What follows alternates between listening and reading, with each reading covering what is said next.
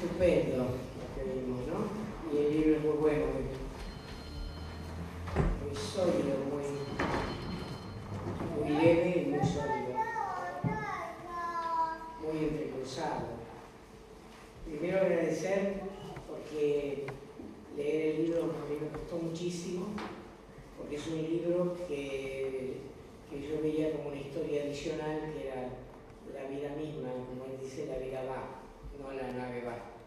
Y no por la nostalgia, sino porque cada concepto que él pone, cuando entra la retórica de su vida y cuando la cruza, yo estuve en aquel panel donde lo cruzó en tal lugar y en otro lugar donde hablaba de los rubros, distintos rubros del actor, etc.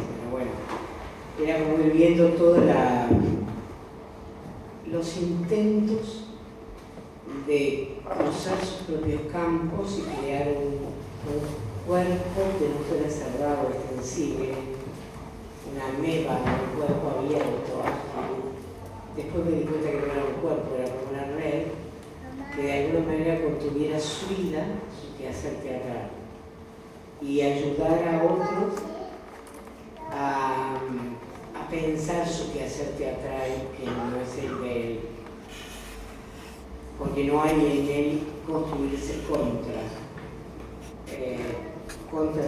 determinados aspectos. O sea que agradecerle muchísimo que me meta los días dentro del libro, que me revuelva todo y que esté sentada acá con él y con Dubati y con una sala repleta de gente de teatro y de arte que conozco de muy bien de muchas generaciones, o sea que para mí es maravilloso. Segundo, decir que me atrajo muchísimo el título del libro por sostener la inquietud. Yo había confundido el título del libro cuando me lo trajo, lo guardé y le pregunté a una compañera dónde puse yo el libro Soportar la inquietud, y ella me miró y me dijo, no, sostener la inquietud. No dice soportar la inquietud, dice sostener la inquietud. Yo siempre, a mí el melodrama me atrae, ¿no? Entonces siempre con ese de no tener y soportar, digamos.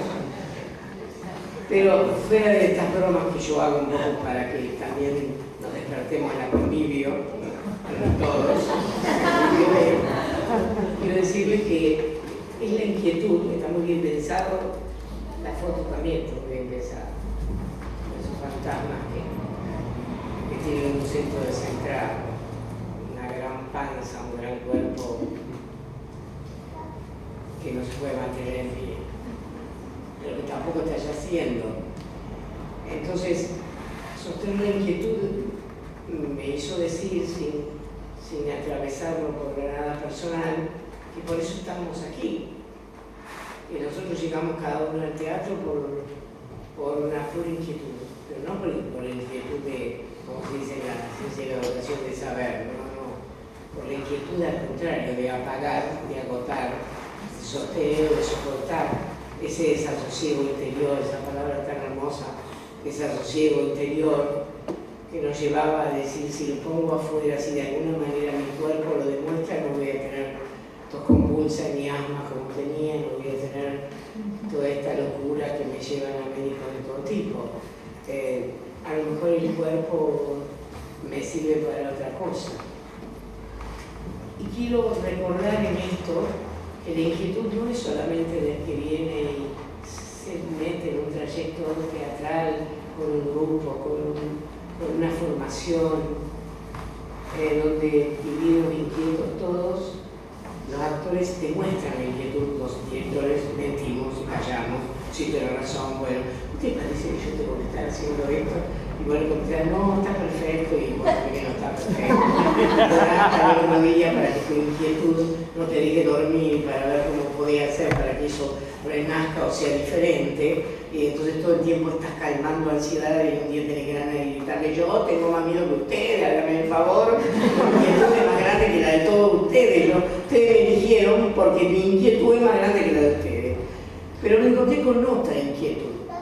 Había venido a dar al set, yo era directora del set Clown Rojo Globo Pavlovsky. Esto lo sabe Arias porque en una época gritaba que yo estaba enamorada de Pavlovsky. No, le tocó el reloj de todas esas cosas, esas imágenes de la calle, el pobre Pavlovsky. Y estuvo 3 días, estuvimos 3 días con su esposa, juntos.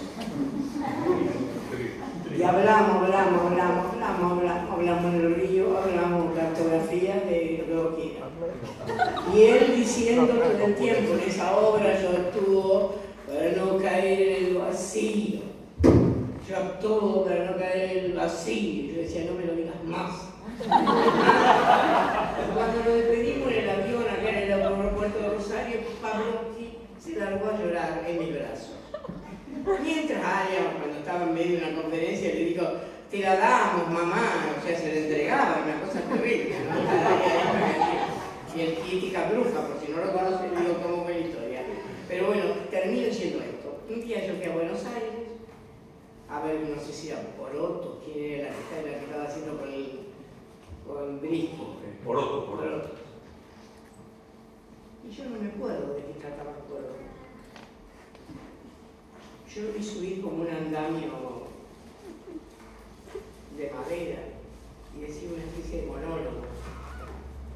Y sus tensiones, lo pensé viejo, pensé cómo puede ser tan viejo y ser tan joven, y escuchaba su voz y escuchaba otros relatos que no eran lo que estaban relatando él. No sé si entendía la obra, entendía más a Brisky, que pretendía ser discernible. Brisky estaba ahí para que de alguna manera llegarnos, y él estaba allí arriba de la torre de madera, hablándose a sí mismo, hablándole al viento, hablándole a la que fui yo en el aeropuerto. Y yo me fui sin saludar, por supuesto, yo ya dije, ya me había olvidado, como una novia, ¿no? Me había olvidado, me fui al hotel, y a la 1 de la mañana estaba sentada al lado de Fito Páez, me acuerdo de ella charlando con Fito Páez, que me consolaba, porque se lo conocía, y entonces me dice, me trato de dormir y no puedo, empiezo a llorar. Y lloro. A las 6 de la mañana me levanto y me voy a lo que era el vapor de la Carrera, por ahí, por la zona de donde salían los buques al Uruguay, y lloraba. Y marqué el número de una amiga, muy amiga de teatro, que la conocen todos y por eso no la voy a nombrar. A las 6 de la mañana, y digo, ¿vos estás loca? ¿Dónde estás? Estoy en Buenos Aires y acabo de ver el Papuero, tú estás tan buena, no sé. Pero yo lo perdí. ¿Qué perdiste? Hay algo que me pasó esa noche con él ahí hablando, que lo perdí para siempre. Yo ya no tengo nada que razonar. Yo eso que sentí era la inquietud. Él era la inquietud y yo era el espectador de la inquietud. La inquietud es del espectador, es de la convivio. Como me ha pasado tantas veces con Teatro Rosarino, lo pongo a Pavlovsky porque está fuera de toda sospecha. Si empiezo a hablar de los rosarinos, empieza uno que me quiere más a mí que el otro. Mejor no, porque también puedo dar muchos ejemplos, prefiero que... Bien, ese es el tema 2. Tercero es el tema del cine. Usted cree que no llego, pero llego a donde quiera llegar. Yo empecé a dar clase de estructura dramática en cine en Buenos Aires, en la cátedra, y después en Cuba, me encontré que me leí todos los libros de guión que existían, porque yo daba mezcla de guión con actuación. O sea que a los guionistas le daban sus guiones a los actores y los actores de alguna manera trabajábamos con ellos y veían las horrorosas imperfecciones de todo tipo. Cuando le caían, cuando no dormía, o cuando no podía decir eso, cuando no se movía, cuando debía moverse. Había actores que decían, no puede hacer eso, no puede decir eso, no puede venir un lío espantoso, pero era maravilloso. Yo estudiaba, después de la mañana estudiaba. Y todos los grandes del guión, desde Jean-Claude Carrier en adelante, decían que la estructura dramática no era enseñar Stanislavski, ni era enseñar a un sujeto que mediante conflicto reacciona para que cambiara el conflicto y entonces una aquí ahora y las circunstancias dadas, sí, mágico, el subtexto, el hipertexto no, el superobjetivo, que después lo terminé enseñando para que no hicieran escenas planas donde contaran el argumento y no hubiera nada atrás. No había nada, o era lactancial o era eso, porque si no, no había un doble columna de contabilidad para el chico de cartucho, sería Matusalén. Yo por supuesto no venía teatralmente haciendo Stalingradiano, lo más mínimo, es más, me había construido el contrato Stalingradiano. ¿Se escucha ahora? Bien. Entonces, todos los libros decían esto. ¿Qué es la estructura dramática? En los libros de cine, los guionistas decían, ustedes enseñan en los conflictos, ustedes enseñan las alteridades, ustedes enseñan el desequilibrio, ustedes enseñan que los personajes son sujetos, actor-personaje, ustedes enseñan la acción como inacción, porque también lo ponían, la inmovilidad, la inminencia. Yo ya me sabía toda, por supuesto, de todos los años de haberlo escuchado al mismo Barba directo, cada uno tuvo su Barba, Cantor directo, tuvimos la dicha de tener todos esos tipos que eran de nuestro, ¿no? Y diciendo las cosas que decían. Por ejemplo, diciendo Cantor, diciendo traducido, no, si vos tenés un método, me dijo a mí que yo hablaba de método, vas a parar derecho al museo. Eso me contestó, me dio tanta vergüenza que no hablé más. Bueno, ahora, lo que decían los libros de guión es la estructura dramática de una película es organizar y administrar el interés, la pasión y la emoción del público, especialmente en la escritura del guión y sobre todo en la edición o el montaje, que es la nueva escritura del sentido, que viste que para ser cineasta vos tenés que estar un poco loco. Primero escribí el guión y después lo escribí en palabras, y después va y escribí, hacer la realización, y en la realización todo lo del guión no te cierra nada, y ahí tenés que tener otra escritura que dirigir actores, que está dentro de la realización pero nunca te la enseñaron, y después tenés que ir en la consola editaria, uno dice, no edito más, y te editan otro, y vienen y te a la noche te lo destruye, es algo terrífico. Vos tenés que pasar por no sé cuántas manos y por no sé cuántas escrituras que lo ponían loco el postítulo lo ponían loco a Arias, a vos, porque me decían, vos estás lingüística, vos estás completamente semiótica, no puede ser que estés completamente semiótica, hablas de escritura, Bien, yo a partir de ese momento no hablé nunca más de escrituras. Bien. Viste que voy callando, yo voy callando, hablo de otra cosa hasta que me hace callar. Y entonces, si era la organización, las líneas de giro de la página 36 en el momento de la saturación, y sobre todo lo que Giussiani venía diciendo una cosa que era una estupidez, pero que a mí me sirvió una barbaridad, estupidez. Siempre le dije, cuando no tiene final, cuando no hay final dramático, búsquenlo en la escena anterior o en la anterior a la anterior, porque no preparaste el espectador, que tengas el mejor final argumental, no tenés final dramático, porque la consumación jamás es final. Y en la acción la consumación tampoco es suficientemente importante. Si vos querés crear materia dramática, no consumes. Toda la tensión de la preparación, de la consumación es mucho más importante que la consumación. Por eso no me terminaban de gustar los conflictos, porque tenían una gana de consumar terrible con los conflictos. Contra B, habían entendido mal el tema de los conflictos, me parecía a mí. Ahora hablo con Serrano y discutimos en público, cuando yo le decía la inacción, un tipo parado mirándote, temblando por la inminencia, esa acción, ¿cómo no me vas a decir que no es acción? Ya no, son acciones autónomas, no son acción, y ahora vino y me dijo, tenía razón, era acción, y todo el mundo aplaudía. Bien, el cine decía la organización del interés del espectador, de la emoción del espectador, una especie de convivio, una retórica del cine. No sé si eso es retórico o no, pero retórica de la imagen y de la palabra. Y te decía sobre todo algo que a mí me sonaba mucho. No es solamente lo que el espectador ve y oye y lo que se dice. Es como preparas climas, tensiones, tonos musculares, para que le pase al espectador que vos presumís que le va a pasar. no es la historia la que lo pone así, sino Pavlovsky arriba del andamio. Lo cual no quiere decir que la historia no se cuele, porque obviamente las formas de la historia y de la semántica se mezclan. Pero cuando leí este libro, dije, el cine. Yo me agarro del cine y doy toda la conferencia sobre eso. Pero no, ahora voy a hablar del libro. Porque el cine me acarició con su mano, y hay otro momento muy cinematográfico cuando él habla de que esto no es entregarse burdamente a cualquier espectáculo que no tenga asidero, sino que se trata de, no habla de articular ni de tejer, habla de edición. Lo que importa es la edición de ese procedimiento teatral y de esas acciones complejas. La complejidad no se quita punto a punto, como diría McLuhan, uno detrás de otro. La complejidad es superpuesta, entramada, enredada la complejidad.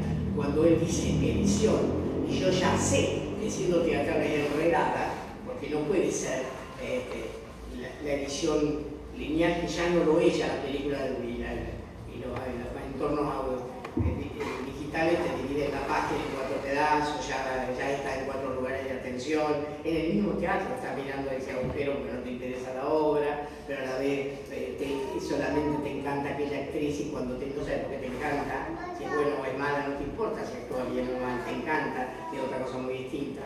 Y entonces me encuentro con un libro que, esto lo digo con la más absoluta sinceridad, no lo digo para venir a alabar a nadie. Da en el clavo con una discusión que si ustedes lo hubieran leído, yo quiso decir, señores, no hablo, vamos a porque la agarro, yo tenía un spot de mano que llamaban El Poder. Todos mis actores, que acá muchos no hay de esos. Y era un spot de mano, entonces yo hacía poner la televisión, pero con el spot de mano yo hacía cine, entonces como a mí lo que me gustaba no era enamorar, yo te iluminaba los zapatos de García Roldán cuando García Roldán estaba diciendo por en el cartel. Y ella me decía, ¿por qué no me iluminaba? Porque se me han ido los zapatos, que estaba pintado en el techo, porque justo decía, la vida es una mierda. Ahí estaba el ángel, el arcángel Gabriel ahí arriba, mientras ella decía, el otro miraba, decía, la vida es una mierda. Entonces, ¿qué pasa? A mí me interesaba mucho más eso porque la gente se despertaba. Y una señora con las zapatillas rotas, con un dedo que salía, me dice, en un momento de su obra, cuando bajan las lamparitas, yo me siento más buena. Momento de la obra donde no hay actores, momento de la obra donde hay el espacio vacío, completamente vacío, y bajan las lamparitas de colores, que pueden ser las de decir, siento los bailes de mi papá o los carnavales de Florencia. No, ella dijo, yo, gordita, llena de canas a los 30 años, con un agujero en la zapatilla, me dice, yo cuando bajan las lamparitas de colores me siento más buena. Eso era convivio para mí. Ella encontró nobleza en eso que debió tener que ver con la vida, en esa pobreza que lograba la magia de lo teatral. De golpe todo era pobre, hasta el piso era pobre, hasta el piso era como bajar una lamparita, el piso era de tierra. Entonces este libro lo que hace es decir, ojo, cuando vos tengas un primer ensayo que quieras lucir y todo estés esperando que vos digas la palabra mágica, o decís tu nombre, decime quién sos, me llamo Chiqui González, y se quedan así, ¿qué hago? ¿Qué hago? Y ese ¿qué hago? Es más interesante que me Chiqui González. O ese que me meto la mano en el bolsillo, ese exceso de energía para que no tiene un ron de este tipo diciendo el nombre si ya no conoce, ese otro que se tira las piernas y elonga porque sabe elongar, porque viene de danza, y el otro que tal cosa y el otro. Y resulta que para nosotros los directores la elongación de este le gusta mucho más, y la otra que se pone así en el bolsillo y se mete para adentro, el otro que se pone la capucha para acá, el otro que hace esta con los pies diciendo me tomás por pelotudo, me tomás por pelotudo, me tomás por pelotudo. Bueno, eso es lo único que sirve de todo el ejercicio. Quiere decir el resto, porque vos empezás de entrada pidiendo, él lo dice todo en el libro, no dice restos, esto lo digo yo, pero esto lo dice él en el libro. Entonces no es la cantidad de técnicas donde vos te vas a descubrir que sos el mejor actor de Rosario. Van pasando por los talleres para ver si el clown nos favorece más que Mirko Vicini, si Mirko Vicini es mejor que Medina, y van pasando, y cuando me tocan después siempre de algunos, no voy a decir quién. Se la voy a ver si yo le descubro algo que no tienen, que pueden desarrollar como una práctica, pero a veces esos que no tienen, como diría Buñuel, un momento pregnante, un momento maravilloso. Esos que no tienen, por no tener, la ausencia también crea una situación fascinante. O sea que la convivio no es estar bien, también es no estar estando. El que puede no estar estando, yo a uno le decía, convertite en rasgos. Vos sos todo boca, no me importa tu cuerpo, que la luz te dé, todo boca. Y vos sos todo uña. Y decía, no puedo. Y yo decía, sos todo boca, necesito que seas todo boca, nada más. Por el amor de Dios. Y entonces, cuando intentó gustarme y en el estreno, no solo abrió la boca, era tal el grito callado, el áfona de Bertolt Brecht, en la fusil de la madre Carrara, y yo dije, ay Dios mío, fue todo boca.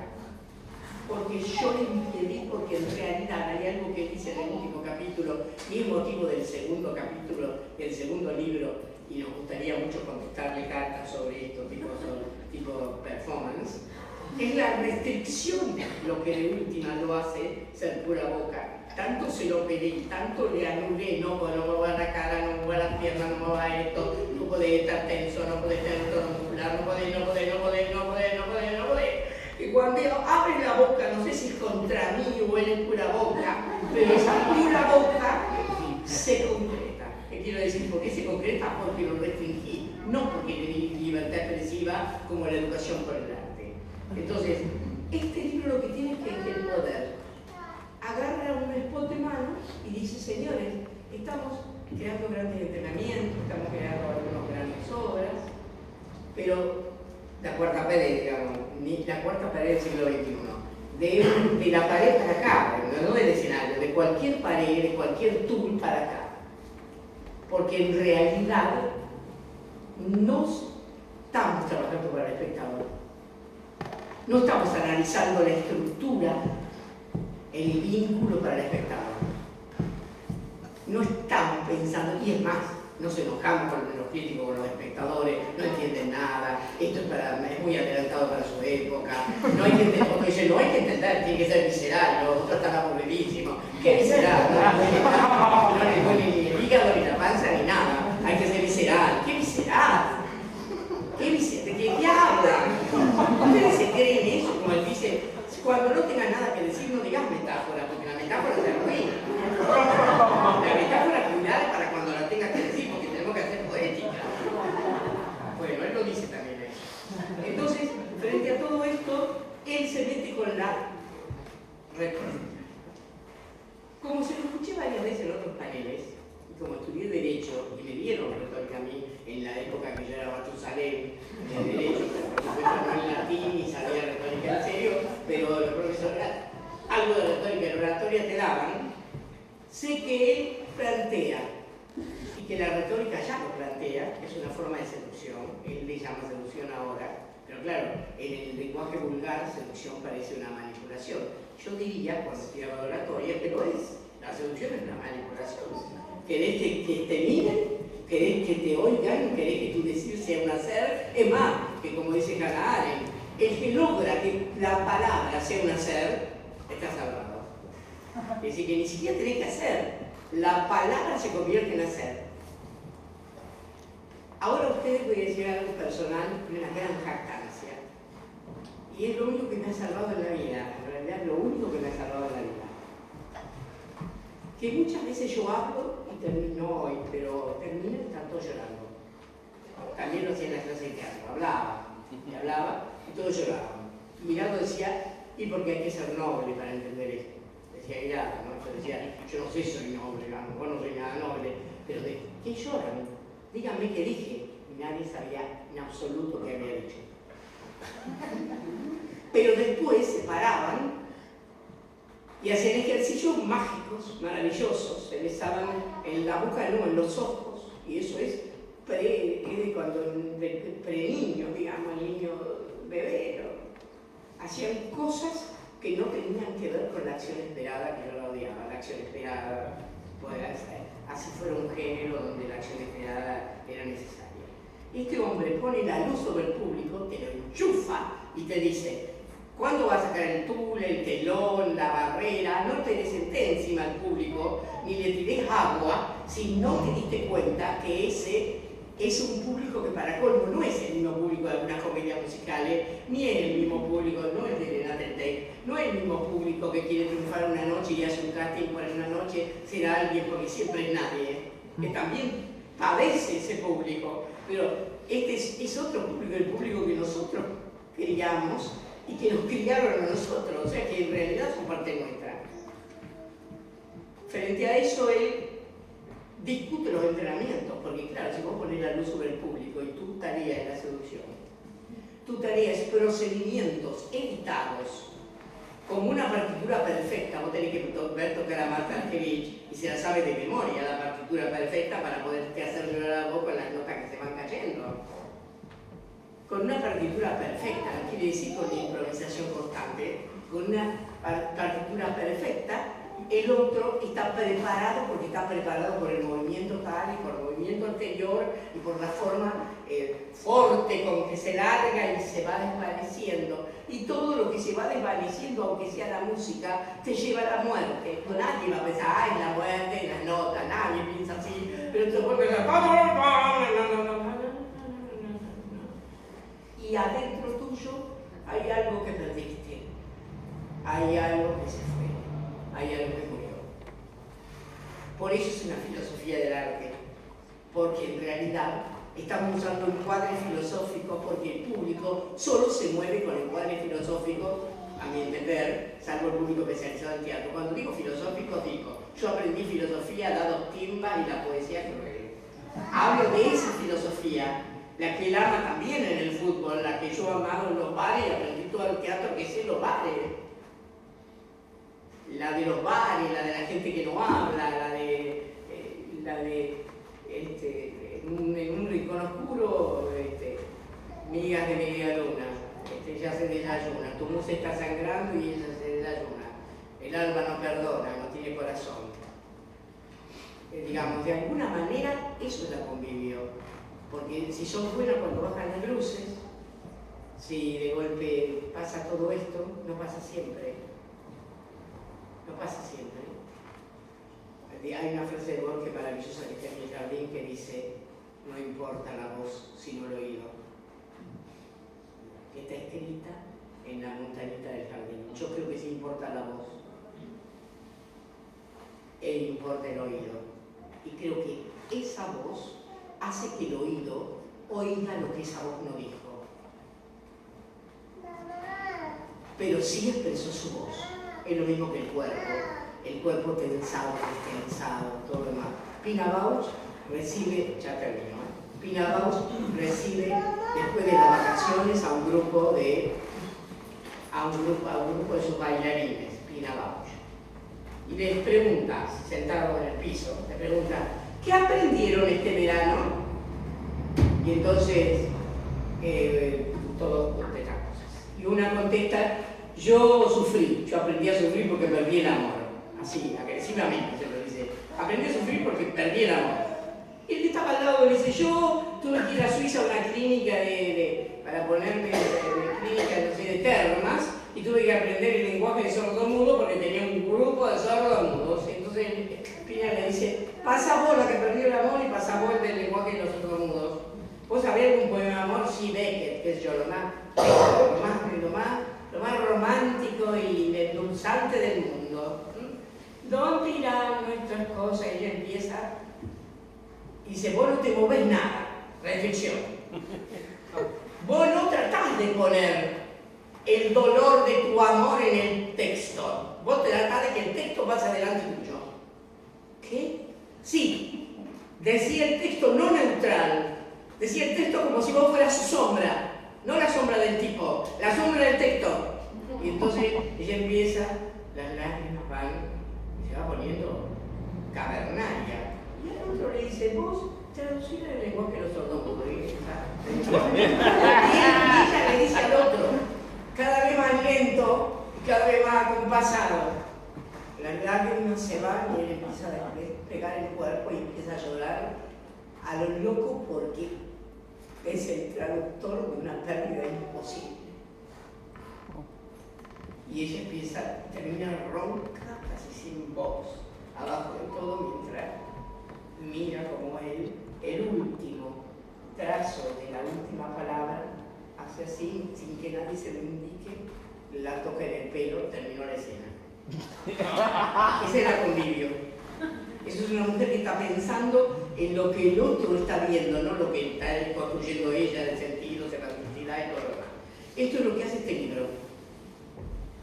Te pone enfrente del público y te dice repensar, y repensar los entrenamientos, y repensar las catarsis, y repensar, que no solamente lo ha hecho Aldo, por Dios, que muchísimos años que lo han tratado de hacer, y hablemos del periférico de Eugenio, hablemos de Veronese, cuando empezó a parar toda catarsis, y todo, bueno, muchísimas cosas, pero te pone la cosa ahí y te dice la mutualidad. Si no hay una mutualidad, como dicen los artistas plásticos de la mutualidad de Berni, ¿no? Si no hay una mutualidad, una confraternidad absoluta, donde vos te perdés en el conjunto y donde el papel no te importa, ni es más importante ni es menos importante, no te importa nada, porque vos estás despojada, te has despojado, pero a la vez esa red invisible que forma la mutualidad es lo único que te sostiene, así que te conviene, en realidad te conviene estar en la mutualidad, porque si no la soledad es imposible. Esto todo lo dice este libro, o sea que leanlo. Y habla de la retórica como seducción, la retórica también de cómo compaginar mi estado emocional con el estado emocional del público. Yo diría también como adelantar mi estado emocional para que él se adelante. Yo diría también, pero ¿cómo compaginas tu estado emocional sin hacer catarsis? ¿Cómo haces que el otro se emocione cuando vos no pareces emocionado pero lo estás? Habla de un cierto clima de convivencia y reciprocidad. Es como si yo le dijera buenas noches a ustedes, si yo estuviera enseñándole a ustedes y ustedes enseñándole a mí. Si no hay un clima de reciprocidad que no pasa solo por el actor y por la luz que ponga, pasa por este lugar que tiene columna en el medio, que tiene cosas allá, y pasa por los ámbitos, pasa por el afuera, el adentro, pasa por el romper el afuera y el adentro, pasa por el clima, pasa por una especie de amor, perdonen que sea así tan dulzona, pero una especie de amor trasladado al cuerpo, a la atención, a la energía, al tono muscular. Porque sacarse de encima los recursos expresivos para adoptar otros es trágico, Yo tenía una actriz que levantaba en la vida perdurable, Marta Subira me lo enseñó, levantaba como el Cristo de Colmain, solo la columna en el borde del escenario y se convertía con una tela así, con los pelos largos cayendo, y en el Cristo de Colmain. Y yo esperaba la escena desesperadamente para verla, porque yo era su convivio, en realidad yo la sostenía con la mirada y ella lloraba todo el tiempo y me decía yo no actúo, yo no actúo, yo no actúo, y para mí era una de las únicas que actuaba. Porque es un trabajo de columna, porque nos tensó y nos inquietó a todos. Por eso los entrenamientos deben cambiar, también la época cambia el entrenamiento, pero la época también es el poder, también es lo económico, como dijo él, también son los contextos culturales. Él habla de lo biológico que tiene el actor y de lo cultural. Esos contextos culturales están atravesados por el poder, por relación de dominación, por fatigas verdaderas, no las de la teoría, sino otras fatigas, y todo eso es político. O sea, el teatro también tiene una instancia, no porque yo se administra, lo vengo diciendo cuando tenía 20 años. El teatro todo es político, no que hagas teatro político, es político porque los seres que están y los cuerpos están marcados por la política. Desde niños están marcados por lo político, los cuerpos, por la alimentación, por la postura, etc. Él hace esto y después habla de los dominios del actor, que eso les va a interesar muchísimo. El dominio vincular quiere decir si uno está entre entre actores y textos, entre luces, actores y cuerpos, entre cuerpos que se tensionan, entre cuerpos que se alivian, entre textos que se hacen, entre haceres que se dicen, entre luces que se apagan, entre faltas y ausencias. Si no estás en el entre, y entre el público y yo, que no tienes nada de mirar público, entre el público y yo, entre lo que yo fui de público, entre el público que yo fui como director de todos ustedes, bueno, etc. Ese dominio vincular tiene que ser organizado en un dominio estructural, como en el cine. Ahí vos tenés secuencias, ahí tenés tareas, y no por eso perdés la emoción, sino esa memoria de las acciones y esa memoria de las secuencias te da un voltaje extraordinario porque ese voltaje, la organización siempre, el caos te ayuda, todo lo diría, el caos te ayuda, pero cuando empezás a organizar, si no sos un perverso que hace organizar de una manera asfixiante, la organización siempre te hace explotar lo que no hiciste antes en el caos, porque la confusión y la vergüenza te lo impidió. Entonces lo estructural es importante, como tres habla del dominio de lo morfológico, quiere decir ya toda la escena de la semanticidad, y por último el dominio de qué era? De la gramática de la que hemos hablado mucho. Termino, perdón por lo largo, este es algo rico.